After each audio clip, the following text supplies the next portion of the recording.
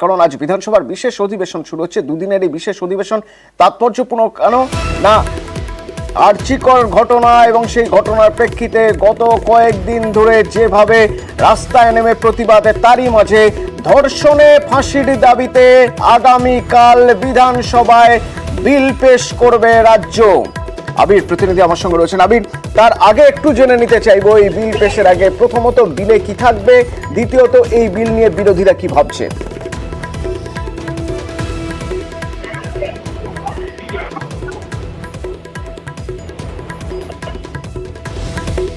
আবির, আমার কথা শোনা যাচ্ছে?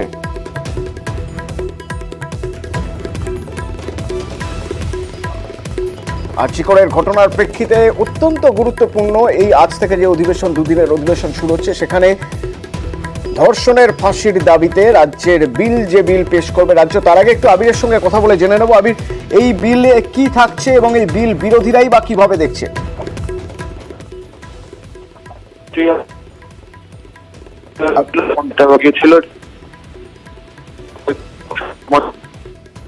না, আমি স্পষ্ট শুনতে পাচ্ছি না, পরবর্তীতে আবিরের সঙ্গে যোগাযোগ করব। মুখ্যমন্ত্রী মমতা বন্দ্যোপাধ্যায় ফাঁসির শাস্তি চেয়ে আইনের পক্ষে, কেন্দ্রের কাছে দাবি তুলে ধরার পাশাপাশি রাজ্য নতুন আইন আনতে চায়, আর সেই লক্ষ্যেই এই বিশেষ বিধানসভার অধিবেশন।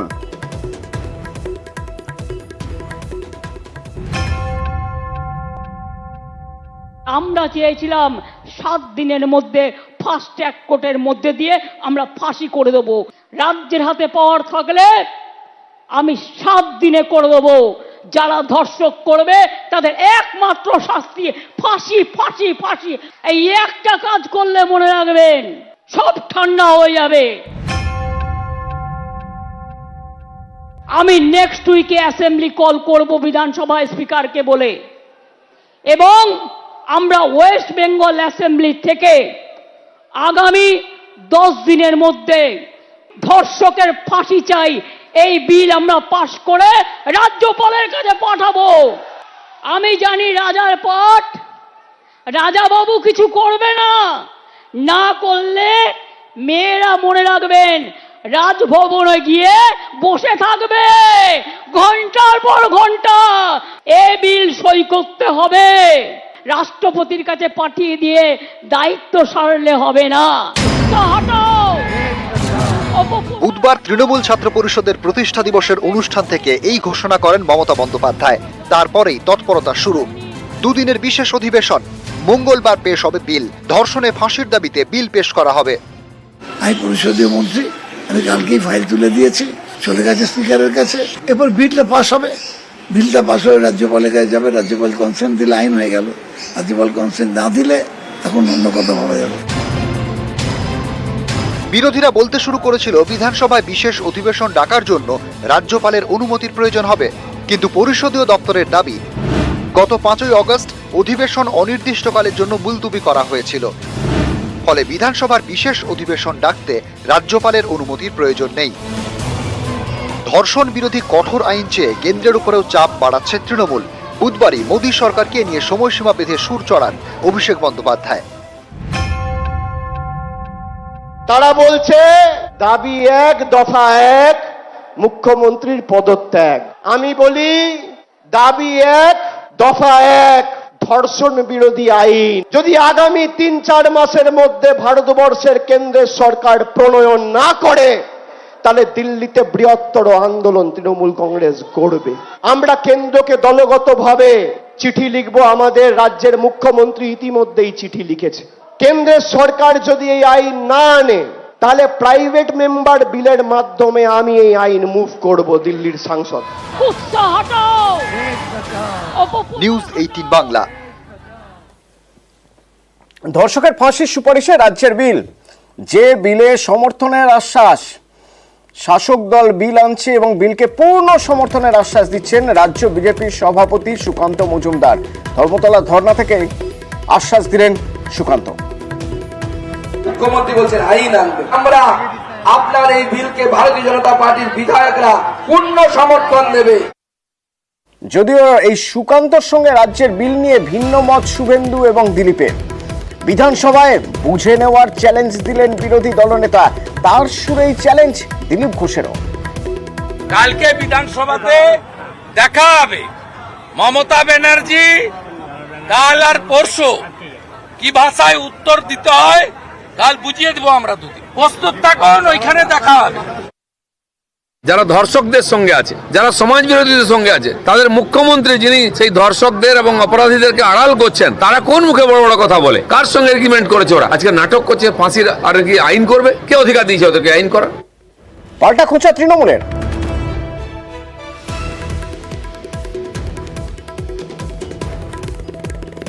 তবে সমর্থনের আশ্বাস সুকান্ত যদিও দিয়েছেন, কিন্তু তার মাঝেও রাজ্যের বিল নিয়ে কটাক্ষ করতেও ছাড়েননি।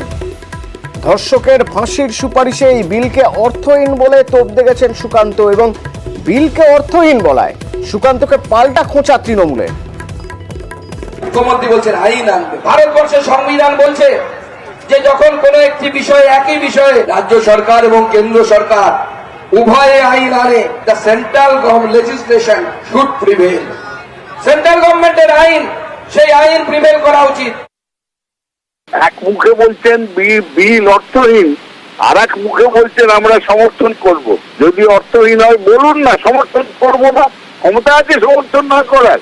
ওনারা চান রাজনৈতিক চক্রান্ত করে খোলা জলে মাছ ধরতে। মহিলাদের সুরক্ষা বিজেপি শাসিত রাজ্যগুলোতে সব থেকে খারাপ, এনসিআরবি রিপোর্ট বলছে। আর আমাদের এখানে যদি কোনো ঘটনা হয় তাহলে পুলিশ অপরাধীদের গ্রেপ্তার করে, উপযুক্ত আইনে তাদের শাস্তি বিধান করে, যেটা বিজেপি শাসিত রাজ্যে হয় না। আমি আবার বলছি, এই যে বিল আসছে, বিজেপির যদি ক্ষমতা থাকে বিলের বিরোধিতা করে দেখাক। আর্যিকরের ঘটনা এবং ঘটনা প্রবাহ, তারপরের প্রতিবাদ, তাহলে কি এবার ইস্যু হয়ে উঠছে নারী সুরক্ষা? বিজেপির ইস্যু 2026-এর নারী সুরক্ষা হতে পারে। তার কারণ দেখা গেছে যে ইস্যু নিয়ে 21-এ লড়েছিল, 24-এও সেই ইস্যুতে বঙ্গে বিজেপি ধরাশায়ী। কোন ইস্যু? দুর্নীতির অভিযোগ, তাতে একেবারে ডাহা ফেল। আর তাই এবার আর্যিকরকে সামনে রেখে নারী সুরক্ষার ইস্যুতে শান। 26-এর লক্ষ্যে কৌশল বদল বিজেপির।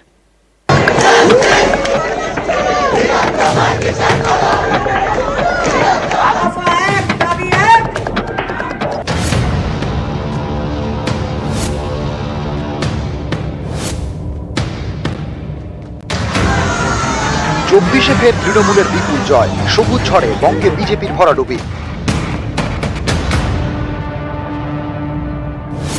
2019-এর লোকসভা ভোটে 18টি আসন পায় বিজেপি, এবার সেটা কমে 12। অনেকেই মনে করেন কাজে দেয়নি বিজেপি দুর্নীতির অভিযোগ। এবার সামনে 26-এর বিধানসভা ভোট, তার আগেই আরজিকর ইস্যুতে রাজ্য উত্তাল।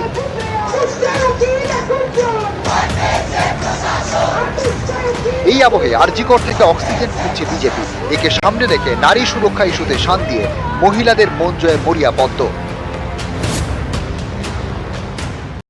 এই মুহূর্তে আরজিকরকে সামনে রেখে একটা সর্বব্যাপী আন্দোলন, প্রতিবাদ, প্রতিরোধ গড়ে উঠেছে। এই আন্দোলনটাকে জিয়ে রাখবে মানুষ। সুতরাং এখান থেকে বিজেপি বিচ্ছিন্ন হবে না। 2026 পর্যন্ত এই সরকার থাকবে না। নির্বাচন যেদিনই হোক, তৃণমূলের বিসর্জন অবশ্যম্ভাবী। 26-এ ওরা 26 পেরোবে না। আরজিকর একটা খারাপ ঘটনা, তার জন্য যা যা করা হচ্ছে, কিন্তু সারা দেশে যারা এই ধরনের ঘটনার একেবারে বন্যা বইয়ে দিচ্ছে বিজেপি, তারা এই ঘটনা নিয়ে তাদের কুম্ভীরাশ্রু, এটা মানুষ বিশ্বাসই করেন না। 26 সালে 26 পেরোবে না বিজেপি। পরপর ভোটে এ রাজ্যে মহিলাদের বড় অংশের সমর্থন গিয়েছে তৃণমূলের ঝুলিতে।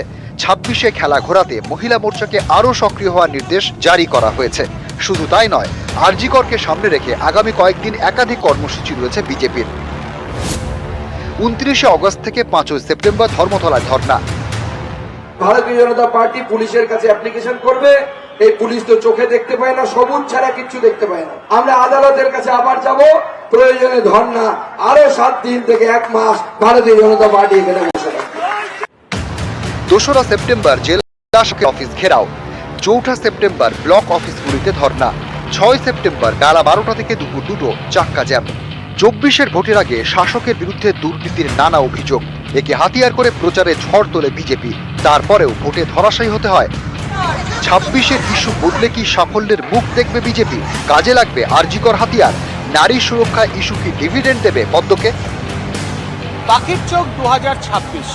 বঙ্গ বিজেপি আরজিকর ইস্যুকে হাতিয়ার করে তারা আন্দোলন জিয়ে রাখতে চাইছে, কিন্তু রাজনৈতিকভাবে কতটা অক্সিজেন পাবে পদ্ম শিবির, তার উত্তর দেবে সময়।